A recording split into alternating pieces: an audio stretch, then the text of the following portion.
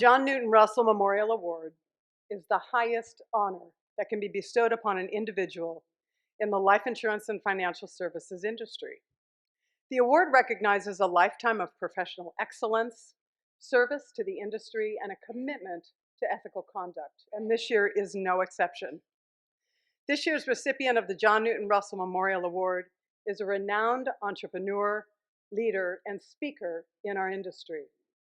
Over his 40-year career, he built one of the largest and most successful financial services firms in the world in Chicago. His many awards include Northwestern Mutual's prestigious Dennis Tamcsin Career Achievement Award, the Robert Templin Award for Contributions to Management Development, and NAIFA-Chicago's Leadership in Life Award. He is the author of the best-selling The Road to the Bountiful Life, Achieving Success in Financial Services, and he is the creator of the Firm Foundation Seminar Series and developer of the Fixed Activity Commitment System. It is my honor to announce your 2022 John Newton Russell Memorial Award recipient, Harry Hoopis of Illinois. Okay. Before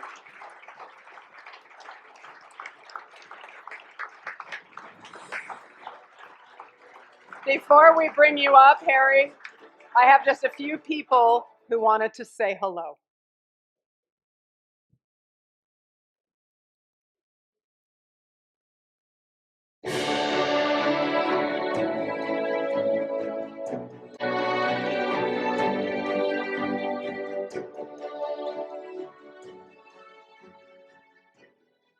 I met Harry Hoopis in 1970 when he was aspiring to be a college unit director with Northwestern Mutual at the University of Rhode Island. He was a young, enthusiastic, energetic entrepreneur. That was the beginning of his career, and as he grew, he helped others grow and prosper. He touched many lives, including mine. And while he was building his agency to be number one in the company, he made numerous industry contributions. I'm proud to call Harry Hoopis my friend. I'm proud to be part of his tribute. Congratulations, Harry. Every good wish.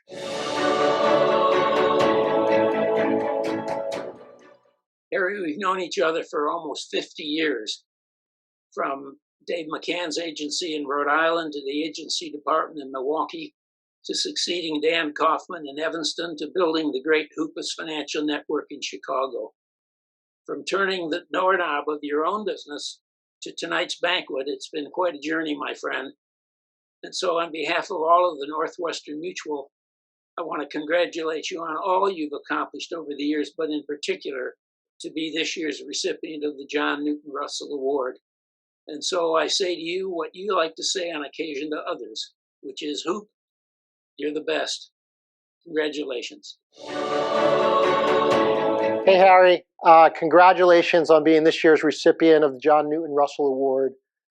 You've done so much for our industry, whether it's through NAIFA or GAMA or through the LIMRA organization. I know you've been on several of our study groups for probably almost 30 years. And of course, I've been able to get to know you through all the work that we're doing together with Trustworthy Selling and in the work with the Hoopis Performance Network, and taking all the wonderful work that you've been doing in the U.S. and bringing that to Asia and South America and all these wonderful places. So again, congratulations on winning this award. You've had such an impact on the industry. I just really wanted to thank you on behalf of LIMRA and behalf of the entire industry on everything that you've done. Thank you, Harry, and congratulations again on this well-deserved award. Harry, congratulations on a wonderful award. There's no one more deserving than you.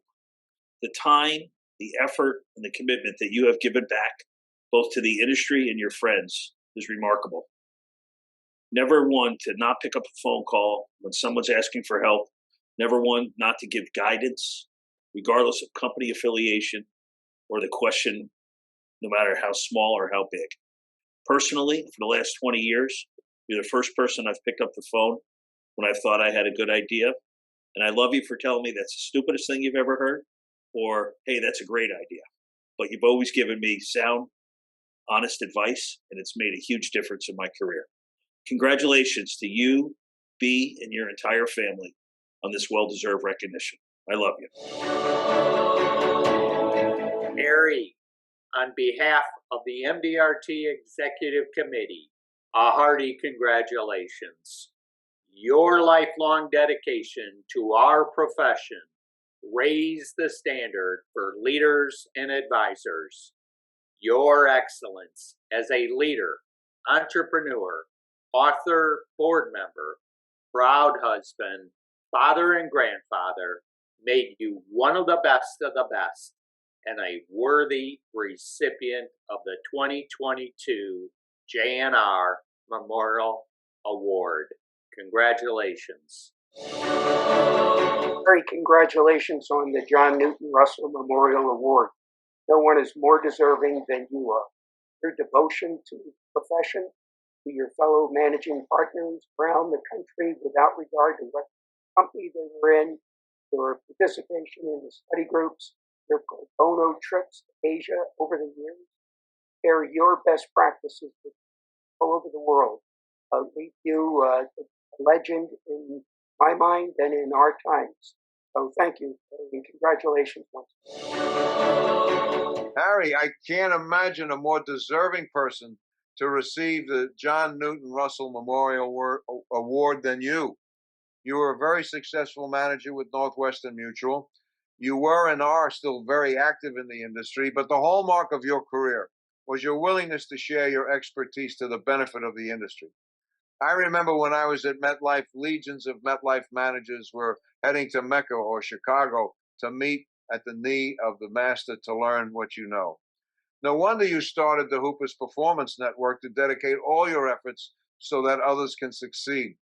You have created the premier training program in the industry for producers and managers alike.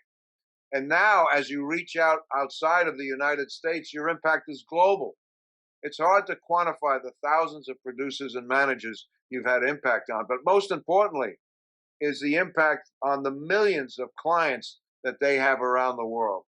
Harry, congratulations to you and B on being the John Newton Russell Memorial Award winner.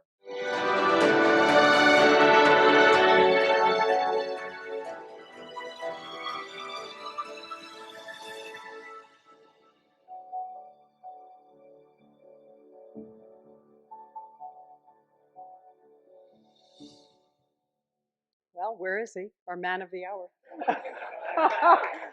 Come on up, Harry Hoopis.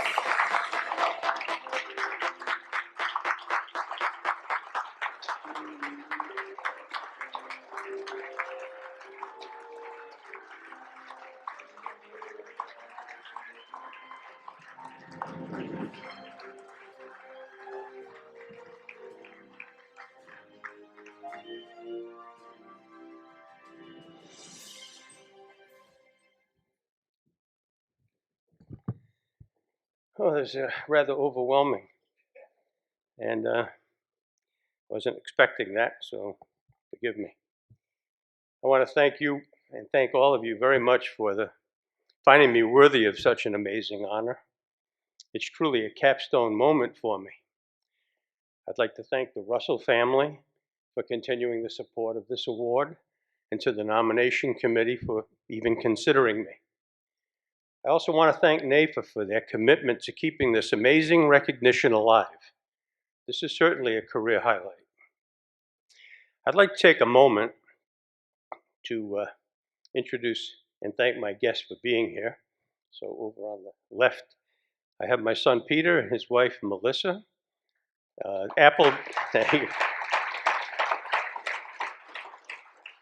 The apple didn't fall too far from the tree. Peter just released his book on e-recruiting, the 8 essentials of recruiting in the post-pandemic world.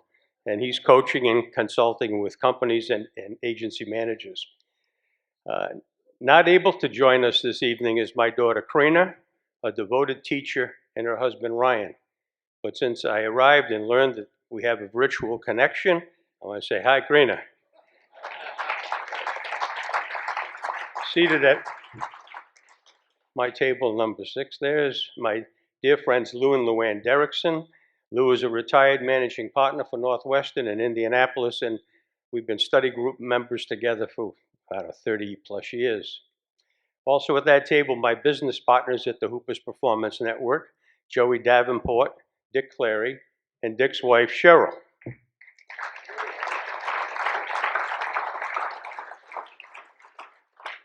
Seated at table 7, I have a very good friend, Jeff and Bonnie Abrams. And Jeff was by my side for 18 years as my chief operating officer. I was thrilled to have him come here tonight. Also seated there, we have several study group members. So we have Dave Porter, John Byer, Jim Meehan, Stephanie Rivas, all of them making a special effort to be with us. And also at table 7, Miguel Tavares, who's the Chief Sales Officer of the Hoopis Performance Network. Thank you. I would also want to recognize my wife of 51 years.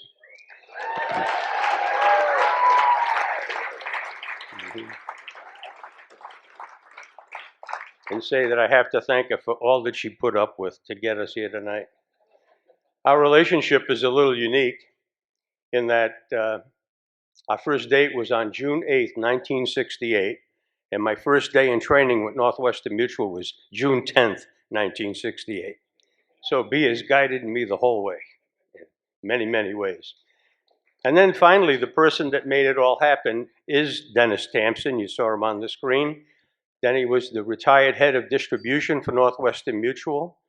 Denny's a dear friend to this day, as evidenced by his presence. But in 1974, he convinced B and I to move from Milwaukee, or to Milwaukee from Rhode Island. Now that takes a salesman.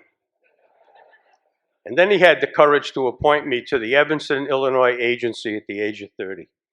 And now Dennis Tamcsin and John Newton Russell will always be the bookends of my leadership career. Thank you, Denny.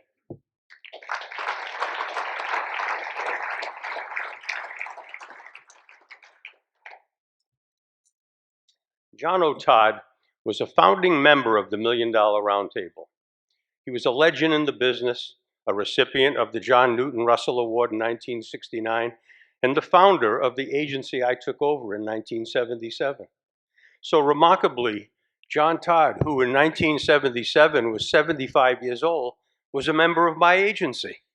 He was brilliant, and he graciously shared experiences with the 30-year-old who had just become his general agent. In one of our meetings, he asked if I was familiar with the John Newton Russell Award. I think I admitted that I didn't know much about it. But he described it to me in glorious terms, citing the names of past recipients like Solomon Huebner and Charlie Zimmerman.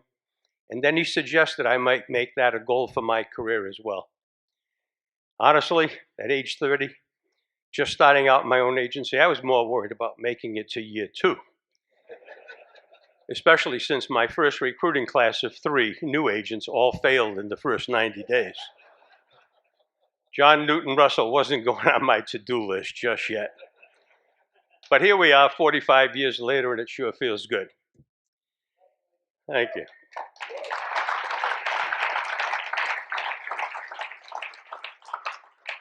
I'll try to get us out of here by 10:30. No, just a few more. So I was raised in and this is a kind of important part of my background. I was raised in a family grocery store. It was what we all did, father, mother, and my 2 younger brothers. The store was open 6.5 days a week. My parents never took time off. My mother worked Thursday, Friday, and Saturday as a cashier, and my brothers and I worked whenever we were not in school. In high school, I played football. My father gave me time off for that. Our team had won 10 consecutive state championships. Senior year, I was captain of the team, and we were on our way to number 11 when I was clipped while playing linebacker and tore 3 ligaments. My football career was over, and so was the chance to earn a scholarship to college. There were scouts there that day. That was very, very bad luck. I cried.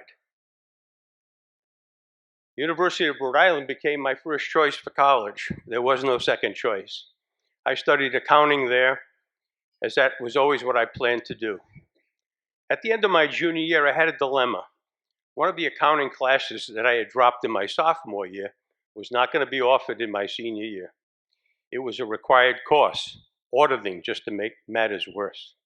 So I would need to take the course in summer school, and that meant I would give up my construction job, which paid an amazing $4.25 an hour. But I had no choice because my father would not accept the fact that I wouldn't graduate in 4 years.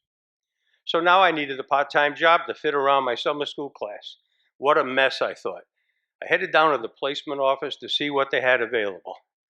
Just about anything would do. As I walked in the door, I saw a large sign on the bulletin board, and it said in big letters, "Sell life insurance part-time, $75 a week guaranteed, 10 weeks. I quickly did the math, $75, 10 weeks, $750. Work at the grocery store while I could. My father did pay us. And I could borrow another $1,000 from the bank, and I'd have the $2,500 I needed for my senior year in college. Life is good, I thought. I took the interview and got the part-time job with Northwestern Mutual. It was the beginning of their highly successful internship program, but we didn't call it that in those days. And my luck had changed. The University of Rhode Island was only one of 4 colleges in the entire country where Northwestern was trying this experiment. I went through a week of training and began selling life insurance. I liked it immediately. In my 10 weeks, I made over $4,000. I bought a new Chevy Malibu. And I was invited to stay on as a part-time agent for my senior year in college. I was so blessed to find something I could do well and really enjoyed. Now, my father's accountant was the only person I knew who drove a Cadillac and was a member of a country club. I always planned to join his practice when I graduated. He and I discussed this almost every month when he came to our house to do Dad's books. But when I told him that I was going in the life insurance business, he gave me a look of betrayal. He was so mad he wouldn't give me any referrals. Over the next year, he saw that I was doing well, and he knew I wasn't leaving the business. So on one of those visits to our house in the spring of 1970, he walked into my parents' home, and the first thing he said was, "Harry, I'm going to help you out tonight." I quickly thought, "Referrals?" He said no. Instead, he was going to buy $20,000 of whole life insurance. He was 52 years old, and the premium was just over $800. My biggest case up to that point. Now, as a first-year agent, I was on a trading allowance program, so I was going to get paid 82.5% commission. I would make over $650 on this sale. My father noticed my excitement. He said, "Harry, if you don't mind, can I ask how much you make on a sale like that?" Now, keeping this in mind, this is 1970. Social Security withholding maxed out at $750 a month. B was teaching school for $500 a month. The average accountant in my class graduated, made $700 a month at any of the big 8 firms. So I told my dad that I would make about $650 on the sale. His jaw dropped in disbelief. And he looked at me, he said, "Son, whatever you do, don't screw this up."